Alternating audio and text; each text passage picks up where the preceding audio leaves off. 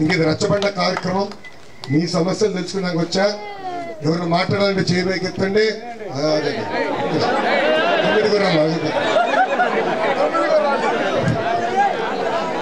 ఎవరు మాట్లాడాలంటే చేయి పైకి ఎత్తండి. మైక్ ఇస్తాను, నేను నిల్చొని మైక్ ఇస్తాను.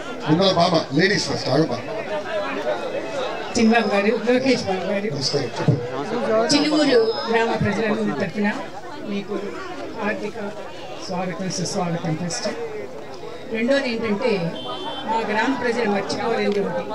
మీరు పంచాయతీరాజ్ మంత్రిగా ఉన్నప్పుడు మాకు రోడ్లకి 2 రోడ్లు ఒకటి బాగా ఇబ్బంది పడిదైతే చాలా కష్టం మీద మేము అసలు తెలుసు, చాలా క్రైసిస్లో ఉందండి. ఇది లాస్ట్ మూమెంట్లో కూడా ఎలక్షన్స్ కూడా దగ్గర పడుతున్నాయి. అయినా కానీ మీరు మాకు సాయం చేసి మాకు ఆ రోడ్స్ ఇచ్చి మళ్ళీ మాకు మేము తలెత్తుకొని మేము ఓట్లు అడుగుతాను ధైర్యంగా వెళ్ళే అవకాశం మాకు ఇచ్చారండి. అది మా గ్రామ ప్రజలు ఎప్పుడు మర్చిపోలేదు. చాలా అది అందరి తరఫున మీకు నేను కృతజ్ఞతలు చెప్తున్నాను. మిమ్మల్ని చాలా విసిగించాం, కానీ చక్కగా మీరు మాకు సేవ చేశారు. వదిలిపెట్ట మేము చాలాసార్లు వచ్చి మేము ఇబ్బంది పెట్టాము, కానీ మాకు రెస్పాన్స్ వచ్చింది. మాకు సక్సెస్. ఇంకొకటండి, నేను ఈ ఊళ్ళో పుట్టి పెరిగిందండి. నా జన్మస్థలం ఇది. జనని జన్మభూమి స్వర్గాదశి గరియేసి అంటారు కదా. నాకు ఒక చిన్న కోరిక, అదే నా చివరి కోరిక కూడా అనుకోండి. ఎందుకంటే నవ్ ఐ యామ్ 76. ఏంటంటే ఊళ్ళో ఇప్పుడు గంజాయి వస్తుంది సార్. మాకు ఇక్కడ మంచి పొటెన్షియల్ ఉన్న యువకులు ఉన్నారు.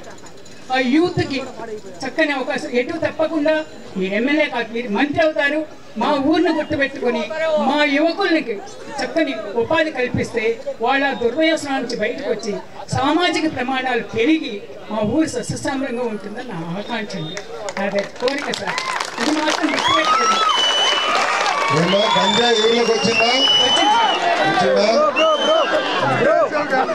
వచ్చింది సార్. ఎందుకంటే మా ఇంటి ముందే మాకు రాత్రిపూట అక్కడ చెట్లు బాగా పెంచాను సార్. అక్కడ అరుగు మీద పడుకుని వాళ్ళు లేవలేని పరిస్థితిలో ఉన్న వాళ్ళు నేను విట్నెస్ చేశాను సార్. అందుకు అమ్మా, గంజాయి వల్ల ఒక తరం నాశనం అవుతుంది. నేను పాదయాత్రలో చంద్రగిరి నియోజకవర్గం నడిచేటప్పుడు ఒక తల్లిని కలిసాను. ఆమెకి 3 కూతురు ఉన్నారు. పెద్ద కూతుర్ని గంజాయికి బానిసలుగా మార్చుకుని 45 సంవత్సరాలు శారీరకంగా వాడుతున్నారు వైకాపా నాయకులు. ఆ తల్లి ఆవేదన నేరుగా నేను చూశాను. ఆ తల్లి ఆనాడు ఏం చెప్పిందంటే, నేను సిఎంసి వెల్లూరుకి వెళ్తాను. మాకు సిఎంసి పక్కన సిఎంసి వెల్లూరుకి వెళ్తాను, ఒక మాట సాయం పడండి బాబా అని. అప్పుడు ఇంకో మాట కూడా అండి, ఈ పాప గంజాయి మొత్తం నుంచి బయటికి నేను తీసుకురాలేకపోతే ఆ పాపను నేను చంపేస్తాను. ఎందుకమ్మా అంత పెద్ద మాట మాట్లాడావంటే, కనీసం అప్పుడన్నా మా 2 కూతుర్లు పాడవుకొని ఉంటారు కదా బాబు అని.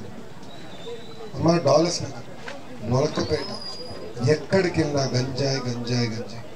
ముఖ్యమంత్రి గారి ఇంటి దగ్గర నుంచి కరెక్ట్గా 200 మీటర్ దూరంలో ఎన్టీఆర్ కట్టమైన నేను మీటింగ్ పెట్టుకున్నాను. అక్కడ కూడా మహిళలు గంజాయి గురించి మాట్లాడారు. తల్లి, మన ప్రభుత్వ అధికారులకు వచ్చిన మొదటి 100 రోజుల్లో గంజాయికి ఫుల్ స్టాప్ పెట్టే బాధ్యత మీ లోకేష్ తీసుకుంటారు. నేను అలాంటి వాళ్ళు వదిలిపెట్టాను. అయినా బాబు గారిని చూస్తే రౌడీ ముక్కలు అందరూ పరిగెడతాను. Thank you. నమస్కారం సార్. మా ఊరికి ఆ పక్కన ఈ పక్కన పెద్ద పెద్ద రోడ్లు వస్తాయి అంటున్నారండి. మా ఊరికి మెయిన్ గేట్ ఉందండి, 3 లైన్లు పోతున్నాయి. మాకు అండర్ లైన్ కానీ బైపాస్ కానీ మాకు డైరెక్ట్గా మా గ్రౌండ్కి వచ్చి మా గేట్ మూసేయకుండా మాకు రూట్ వచ్చేట్టుగా అండర్ లైన్ కానీ బైపాస్ చేయండి చూడండి. ఆ అటు ఒక రౌట్ ఇటు రోడ్డు అన్నారు. మా ఊరు రోడ్డు కూడా ముఖ్యం. మా గేట్కి మాకు ఫ్లైఓవర్ కానీ అండర్ గ్రౌండ్ వచ్చేట్టుగా మీరు జాగ్రత్త చేసి పెట్టండి. అయ్యారు, అది సాధించాలంటే ఎంపీ గారు అవసరం. సౌండ్ వినపట్లేదా? ఏం స్వామి, ఏం స్వామి, సగం కట్టేరు చెప్తాను కదా.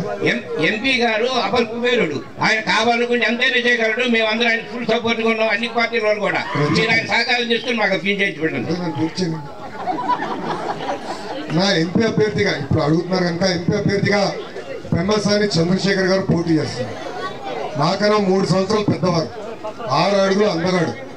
ఈ మధ్య తిరిగి నలపడ్డాడు. కనమా ఈ గురించి ఒక మాట చెప్పాలి. 2014లో నర్సరావుపేట ఎంపీగా పోటీ చేయాలని వచ్చాడు. కొన్ని కారణాల వల్ల ఆనాడు ఎంపీ ఇవ్వలేకపోయాడు. ఆయన తమ్ముడు కూర్చోమ్మా ప్లీజ్. థ్యాంక్ యూ, కూర్చో. ఆనాడు ఎంపీ టికెట్ ఇవ్వలేకపోయినా మళ్ళీ 5 కంపెనీలు స్థాపించారు. అద్భుతంగా సక్సెస్ఫుల్ అంటున్నారు. తిరిగి ప్రజలకు సేవ చేసాక వచ్చాడు. ఎండలో తిరగాల్సిన అవసరం లేదు తల్లి, అవసరం లేదు, దుమ్ముల్లో తిరగాల్సిన అవసరం లేదు, కానీ ప్రజలకు సేవ చేసాక వచ్చాడు. అందుకే ఎంపీ గారిని కూడా ఆశీర్వదించండి, ఎంపీ అభ్యర్థిగా ఉన్న చంద్రశేఖర్ గారిని ఆశీర్వదించండి, దీవించండి. మీరు అడిగిన తప్పనిసరిగా రైల్వేలతో మాడితే నాకు తెలుస్తుంది, నేను కూడా చాలాసార్లు అక్కడ చిక్కుపోయాను, నాకు తెలుసు. అండర్ పాస్ వేసే బాధ్యత నేను తీసుకుంటాను. ఫ్లైఓవర్ అంటే అంత జనాభా లేదు, అండర్ పాస్ వేసి. థ్యాంక్ యూ లోకేష్ బాబు అన్న. థ్యాంక్ యూ దాన్ని చెప్తాడు అన్న. నా పేరు శాంతకుమార్ అన్న, లా స్టూడెంట్, జేసీ లా కాలేజ్ చదువుతున్నా, అక్కడ పల్లెలో అన్న మా ఇల్లు.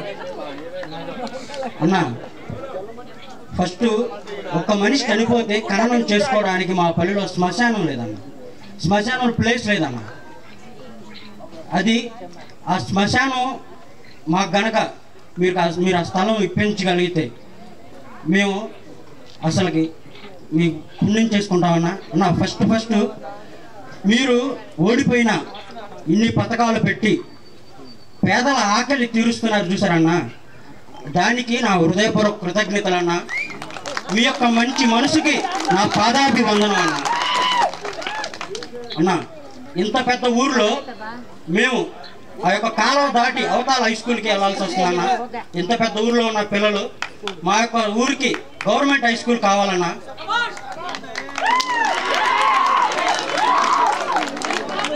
అన్న ఈ ఊరు మొత్తం మీద అంతకుముందు ఎన్టీఆర్ఐఎం నుంచి మన బాబు గారి వరకు పీజీ గ్రాడ్యుయేట్స్ ఎక్కువ అన్న.